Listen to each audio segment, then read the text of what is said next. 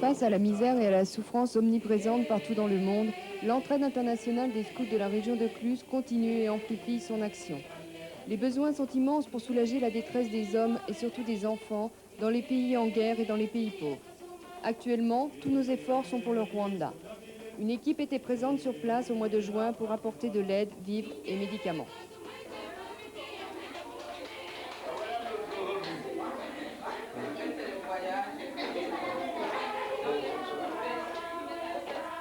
Partout dans le monde, les contemplatifs nous soutiennent par leurs prières et nous donnent le courage et la force de poursuivre notre action.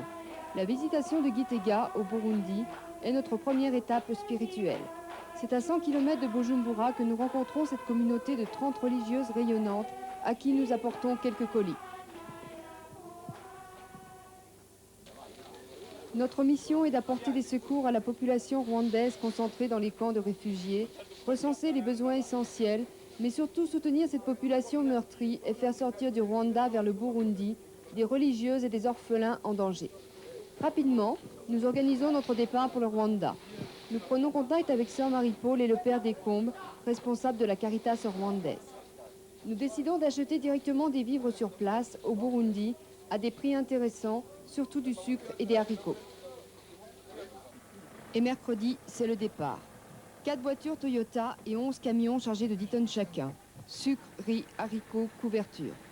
La route étant barrée par des bandes rebelles, nos 2 véhicules passent par la piste de Chibitok pour se rendre à la frontière rwandaise, tandis que les 11 camions et les 2 pères avec leur Toyota, Père Danielo, salésien slovène, et Père Dieko, franciscain bosniaque, attendront l'ouverture de la route.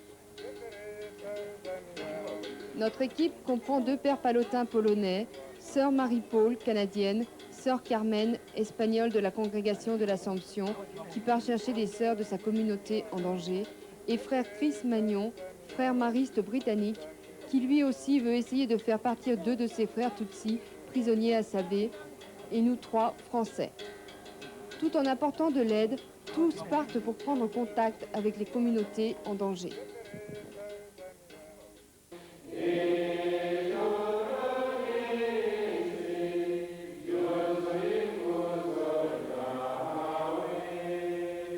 Le lendemain, nous participons à la messe à la cathédrale de Boutaré. Après l'office, nous rencontrons l'évêque de Boutaré, Monseigneur Jean-Baptiste Galamani.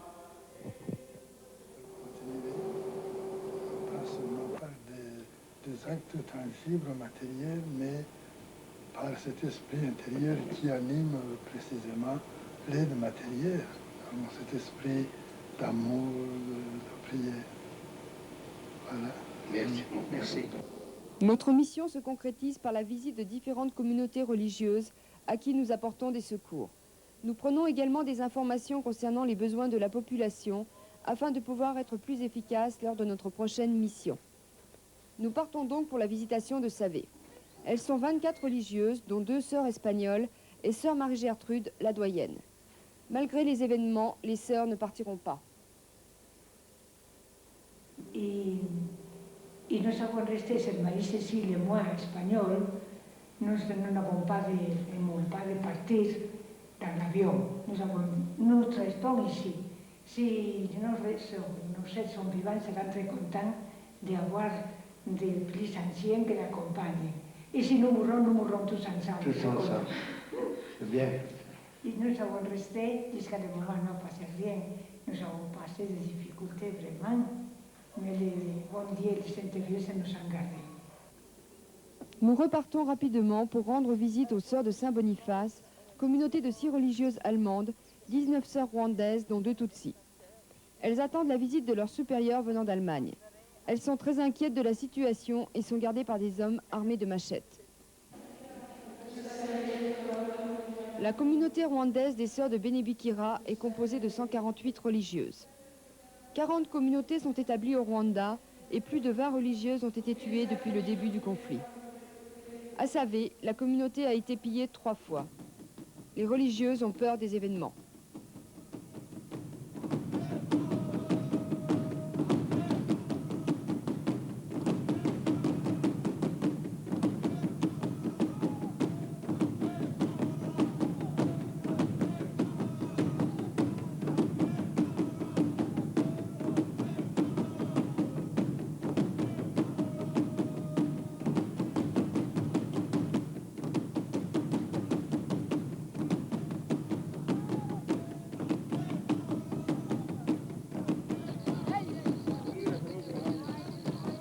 En quittant la communauté, nous voyons déferler une masse de déplacés fuyant devant l'arrivée du FPR.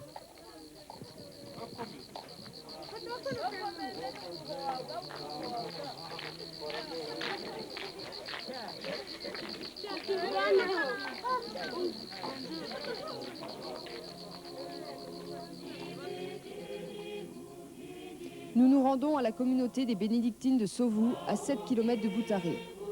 2 sœurs belges et une martiniquaise ont été évacuées. Il reste actuellement 26 religieuses. À maintes reprises, les milices sont venues au monastère en disant aux sœurs de se préparer à être tuées. Pendant 8 jours, elles ont été menacées de mort. Les milices ont détruit leur centre de santé, tué 60 personnes dans l'hôtellerie et plus de 500 ont été massacrées devant l'église, dont les familles de 4 sœurs Tutsi.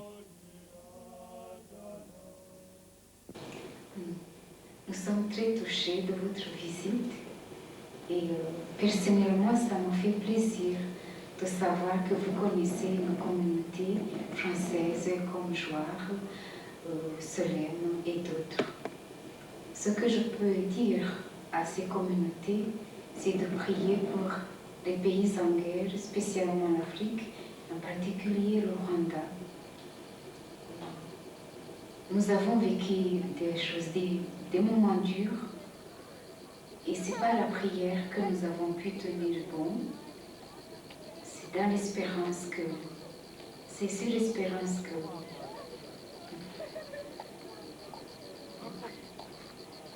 je ne sais pas comment dire, grâce à l'espérance, nous vivons le jour, et nous comptons sur l'amour de Dieu.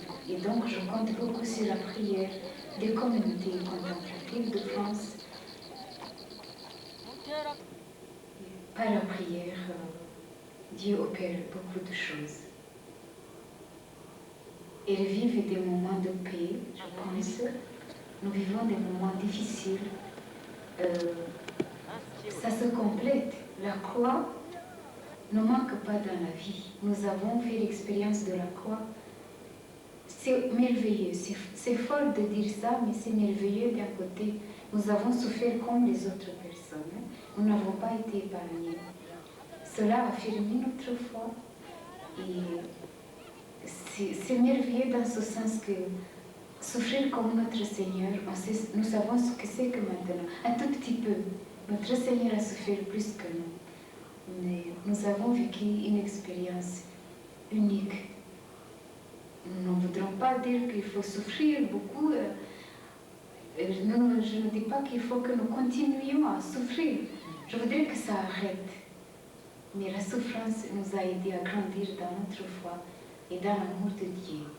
Ce que je peux demander, c'est qu'elle prie pour nous. Nous sommes très unis à elle et à tout le monde, à toutes les personnes du monde entier par notre prière et aussi notre souffrance. Comme ça, nous pouvons maintenant comprendre les autres. Merci.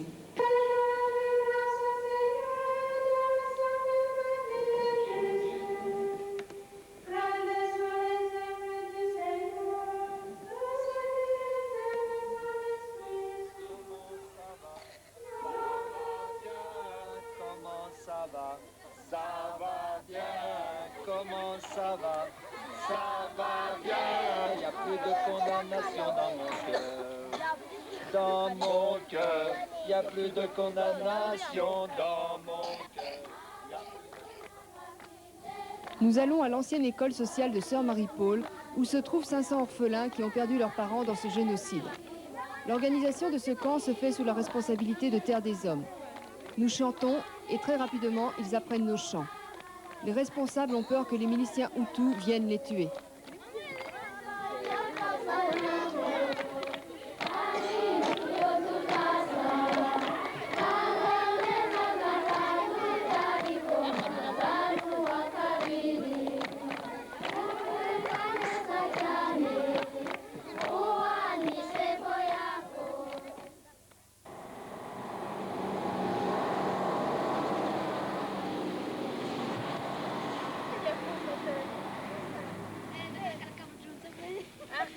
Le jour suivant, nous prenons la route de Gikongoro à 30 km de Boutaré.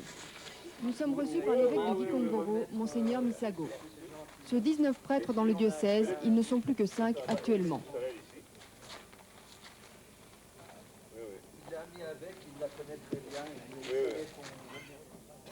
Nous rencontrons Alphonsine, une des voyantes de Kibéo, lieu d'apparition de la Vierge.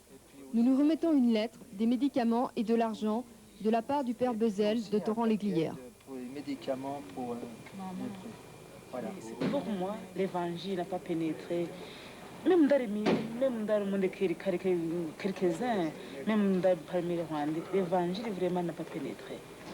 Et si Robespierre aussi avait compris l'évangile, il n'aurait pas massacré les gens à cause de... parce qu'ils étaient tristes, je le comprends aussi, je le comprends. Mais quand même, ils ne pouvaient pas tuer. Parce que ce n'est pas moi, Francine, qui les a chassés. Ce n'est pas vous qui les a chassés, ce n'est pas lui qui les a chassés. Dans tous nos côtés, l'évangile n'a pas pénétré, c'est malheureux. Et moi, je parlais à suivre les apparitions, à ce que Jésus disait, ce que la Vierge Marie disait. Vraiment, c'était... Si on avait suivi ces paroles, vraiment, on aurait avoir la paix. Mais le mariage a été fait, c'est comme ça.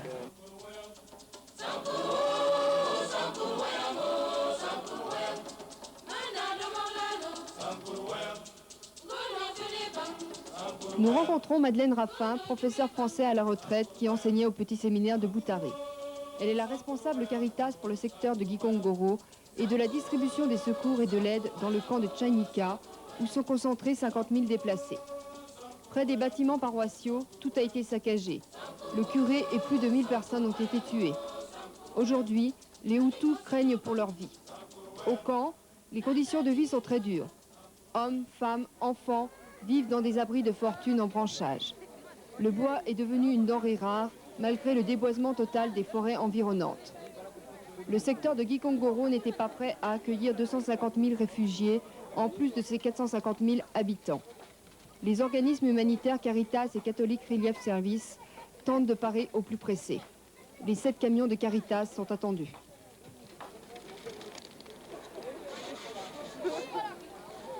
En repartant de Gikongoro, nous rencontrons une petite escorte de soldats français commandée par le colonel Thibault.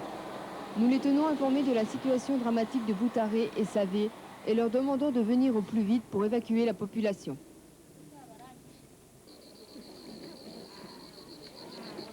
Tout le long de la route, les pauvres gens fuient devant l'avancée du FPR sur Boutaré. Nous retournons au monastère des Bénédictines qui nous avait demandé de revenir pour faire des photos pour leur laisser passer afin d'être évacués sur le Burundi. Sur ordre de l'évêché, les religieuses sont en train de se préparer à partir pour se rassembler à Boutaré. Nous apprendrons par la suite que les 26 bénédictines ont été évacuées par les soldats français sur Gikongoro. À un barrage, à Kibéo, les soldats français se sont retrouvés d'un côté de la barrière et les sœurs de l'autre. Les Hutus ont demandé les pièces d'identité des religieuses. Lorsqu'ils ont vu qu'elles étaient Tutsis, ils ont déchiré les papiers des sœurs et ont massacré 8 bénédictines. Les 17 autres sœurs, dont la mère supérieure, ont pu être évacuées sur le Zaïre près de Bukavu, à Bangui. Nous avons le cœur gros car nous aurions pu faire sortir ces religieuses par le sud du pays, vers le Burundi. Il n'est pas normal qu'il y ait si peu de personnes pour faire sortir les sœurs et les protéger.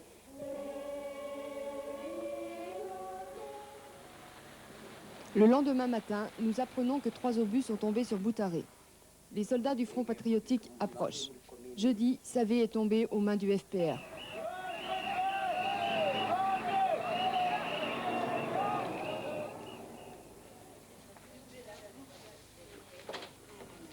Nous décidons, à la demande des sœurs très inquiètes, de partir. Elles veulent vite quitter le territoire du Rwanda, ayant peur des miliciens. Et quand vous avez des enfants qui sont nés des Hutus et que vous êtes Tutsi, et que vous êtes une femme de Hutu, on vous donnait quelque chose pour tuer ton enfant. Et si vous ne le tuez pas, on vous tue. Il y avait toutes les sortes de méchanceté de toute façon.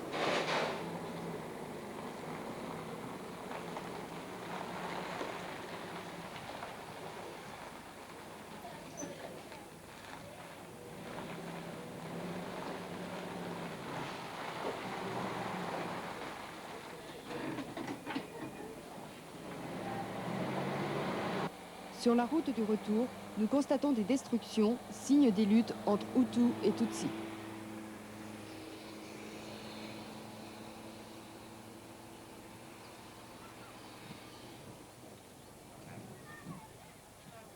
Nous allons dans un camp de réfugiés à Matongo, au Burundi. Ce camp est très bien organisé et compte environ 4000 personnes qui sont là depuis le mois d'avril. Nous ne pouvons nous empêcher de faire la comparaison avec le camp de Tchainika, au Rwanda, où des dizaines de milliers de personnes sont regroupées, vivant sans eau, presque sans ravitaillement et sans hygiène. Nous les avons laissés ainsi pendant plus de 2 mois et hélas, les épidémies sont la conséquence tragique de l'abandon total de cette population.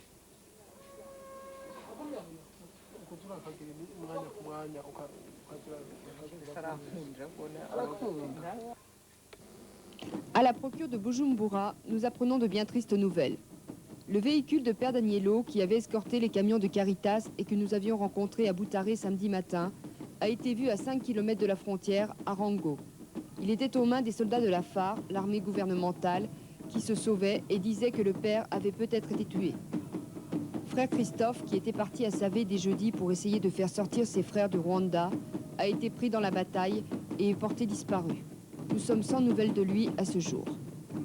2 pères palotins polonais arrivent du Rwanda où ils étaient jusqu'alors missionnaires. Les miliciens Hutus ont pillé leur maison et les ont menacés de mort. Lundi, Boutaré était aux mains du FPR, presque sans résistance et sans combat. La plupart des miliciens se sauvent soit sur Gikongoro, soit sur le Burundi et pillent les maisons sur leur passage.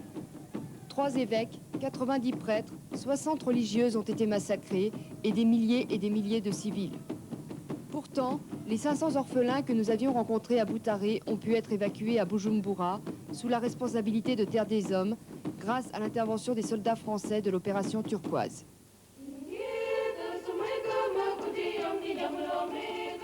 Dès notre retour, nous allons préparer un 2e envoi pour le Rwanda qui est prévu fin août. Déjà, un conteneur de lait Nido donné par la maison Nestlé est parti de Hollande et arrivera le 20 août à Dar es Salaam en Tanzanie, d'où il partira par camion pour les camps de réfugiés de la région de Boutaré-Gikongoro. Nous continuerons notre aide en étant proches des gens que nous avons rencontrés, en leur prouvant que nous ne les abandonnons pas. Tous ensemble, nous pouvons faire quelque chose et agir. Blancs ou noirs, nous sommes tous frères dans le Christ. Et notre devoir est de partir au secours des plus pauvres, au-devant des détresses et des drames qui se déroulent à quelques heures d'avion de chez nous. La communauté internationale n'a pas réagi immédiatement et a laissé les 2 ethnies s'entre-déchirer. Les massacres auraient pu être évités. Nous sommes heureux de pouvoir servir et devons être encore plus actifs. Aider ces pauvres gens en leur apportant vivres et médicaments et avoir pu évacuer 4 orphelins et 7 religieuses est pour nous la plus grande récompense, même si ce n'est qu'une goutte dans l'océan. La prière des contemplatives est notre plus grande force. Seul le pardon mutuel pourra réconcilier ce peuple meurtri.